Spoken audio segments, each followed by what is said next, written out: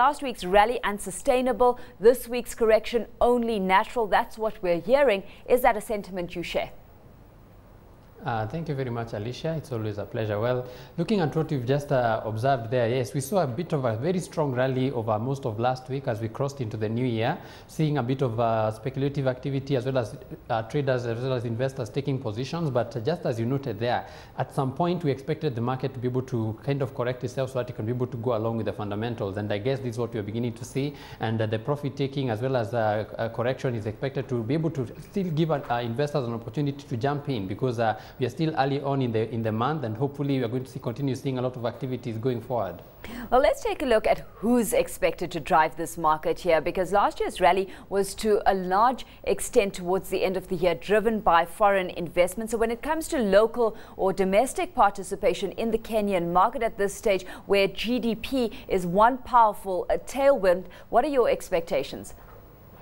Thank you very much. Well, looking at how the market performed, especially last year, we saw foreign investors supporting significantly in terms of their buy-ins into the market, and also looking at December, how they performed, we saw them being very strong in the market, and even as we open into the new year, we've seen them being very active. But also, just as you noted there, last week we saw a lot of retail investors buying into the market, I guess going against what we've been seeing as a tradition, whereby we see a lot of selling at around this time. And looking at that going forward, you're seeing there's a lot of potential, and looking at it from the front of the fact that the economy looks fairly stable, against just the concern about the drought and all. We are hoping that this year we'll see more activity from the retail end, and we'll see them also supporting the market, and hopefully the corporate action will be able to go along with that.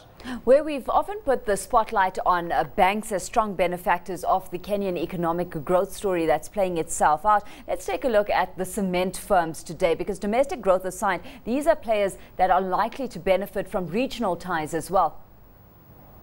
Thank you very much. Looking at the cement counters, just as you noted there, well, in our industry as at now, there's a lot of potential for them. Looking at what is happening in Southern Sudan, if at all the place is going to be fairly stable, there'll be a lot of opportunity for Kenyan farms. And also looking at it in terms of the local front, infrastructure growth and what we are seeing in the mortgage industry positions them very well to be able to expand. And I guess the challenge for some of the farms that we are seeing that are listed on the bourse is that one of them is that the capacity for some of them, like Bamburi, Portland, has been a bit of a concern. But Athi River Mining, to be specific, is one of the stocks which, even looking at how it's performing, is also creating a lot of interest in the market, because they seem very well positioned to be able to take advantage, and they are also trying to expand their capacity so that they can be able to take advantage of the regional expansion and the opportunities that are there. And I guess the only concern right now would be issues to do with the outsiders who will be able to come in, issues to do with competition as well as pricing.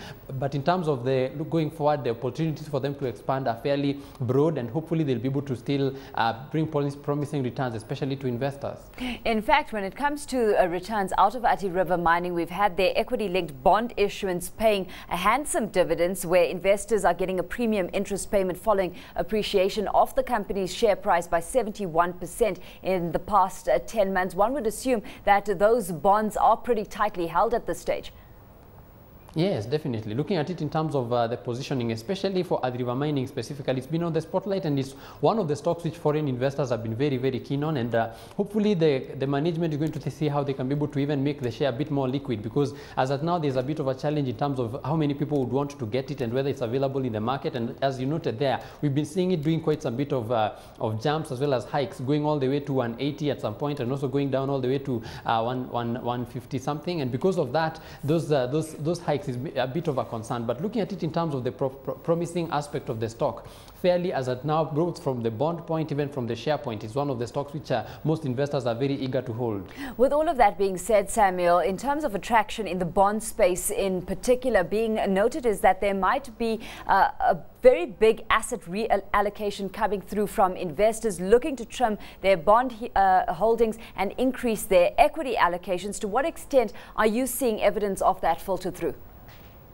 Well, looking at it in terms of what you've just observed there, flight to safety or flight to quality is expected, especially as we go into this year, because one of the unique aspects of 2011 is the fact that it's a fairly stable year in terms of not much political activities in terms of their performance, and also looking at it in terms of some of the other concerns like the Hague, which it seems is fairly stable or is being managed well as at now.